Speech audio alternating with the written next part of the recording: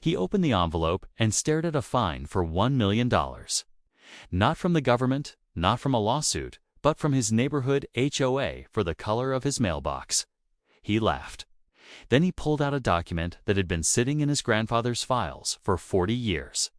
And suddenly, the HOA wasn't laughing anymore. Neither was Brenda. Arthur Mitchell had spent 15 years saving for that piece of land. Not a condo, not a townhouse land. 3 acres on the edge of a quiet valley in rural Tennessee.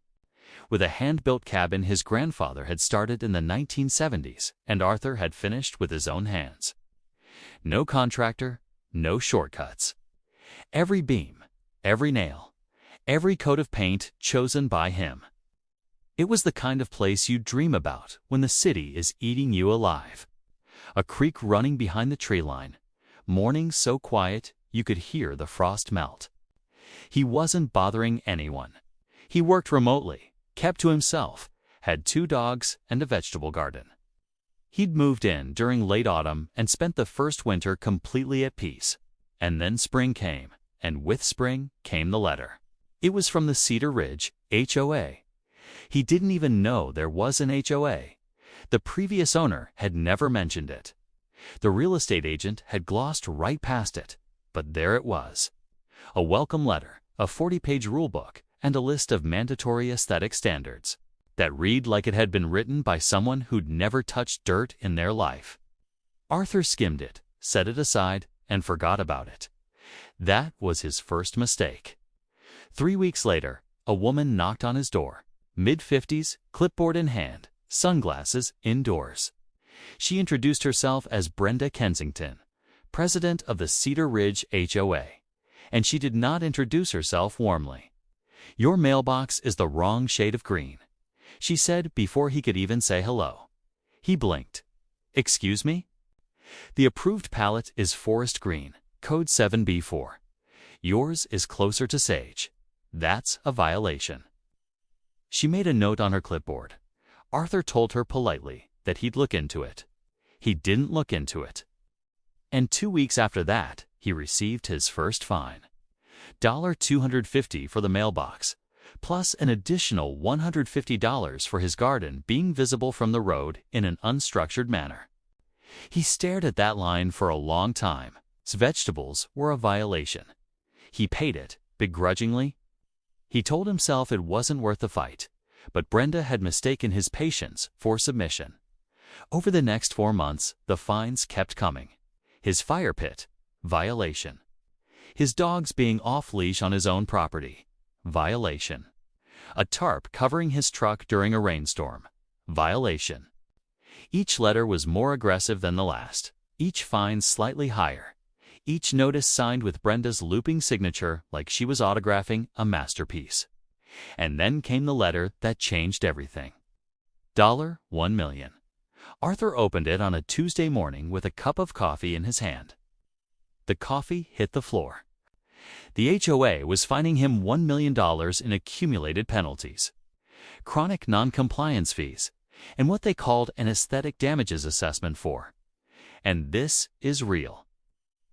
The angle of his satellite dish. He didn't call a lawyer first. He called his father. And his father said 4 words that flipped the entire story upside down.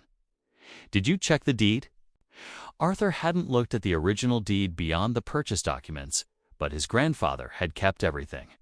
And in a battered accordion folder in the back of a filing cabinet, Arthur found it. A land survey from 1974, a county easement record, and a single handwritten addendum his grandfather had filed with the county clerk 50 years ago. The HOA had been incorporated in 1989. His grandfather had owned that land since 1971. The HOA's founding documents had extended their jurisdiction boundaries, but when they drew those boundaries, they had included Arthur's parcel by mistake, a clerical error that was never corrected. The land had been grandfathered, literally, outside of HOA jurisdiction. Arthur didn't just live outside their authority. The road that Brenda Kensington drove in on every time she came to inspect his mailbox. It ran through his property. The HOA had been using a private access road on Arthur's land for 35 years without a formal easement agreement. They had assumed it was a county road. It was not. It was his. Every single fine, every letter, every clipboard visit built on a foundation that didn't legally exist. Arthur sat in his grandfather's old chair for a long time. Then he called a property attorney. When he explained the situation, there was a pause on the other end of the line. Then the attorney said, quietly, "Oh, this is a good one. Now, you'd think that when Arthur's attorney sent a formal letter to the HOA explaining the jurisdictional error and demanding all fines be voided, Brenda Kensington would have backed down, you'd think. Instead, she hired her own attorney, called an emergency HOA board meeting, and sent Arthur a letter doubling down. She claimed that decades of implied use established their authority, and that the access road had become a de facto public easement through prolonged community use. She also, and this is where it stopped being funny, filed a preemptive lawsuit to establish HOA jurisdiction over his land permanently. She was trying to legally seize authority over his property before he could take it away from hers. Arthur's attorney wasn't rattled.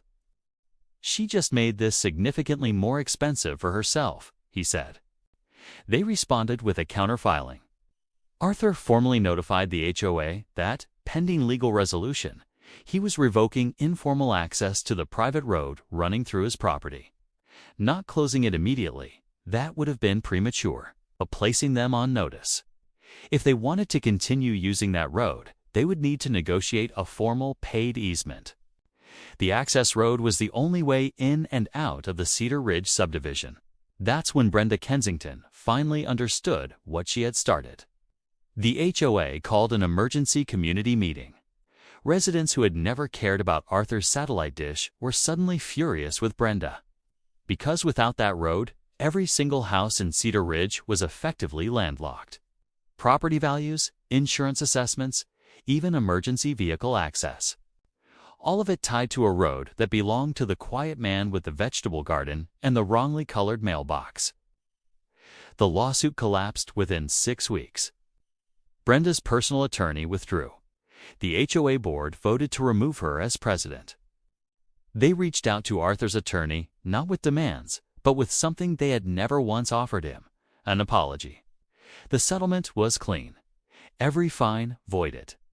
Legal fees covered by the HOA's reserve fund. And Arthur was granted the right to negotiate a permanent paid easement for the road. A modest annual fee automatically renewed, giving him passive income from the neighborhood he'd never asked to be part of. But here's the part that nobody in Cedar Ridge talks about loudly. Brenda Kensington's house lost nearly $40,000 in appraised value after the incident became part of the public property record. Any future buyer would have to reckon with the legal history. With the fact that their former HOA president had launched a $1 million war against a man over a mailbox and lost everything in the process. Arthur repainted the mailbox the week after the settlement.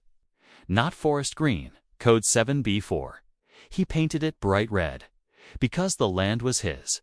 It had always been his. And some fights aren't about the mailbox. They're about making sure the person with the clipboard never forgets who owns the door it's hanging on.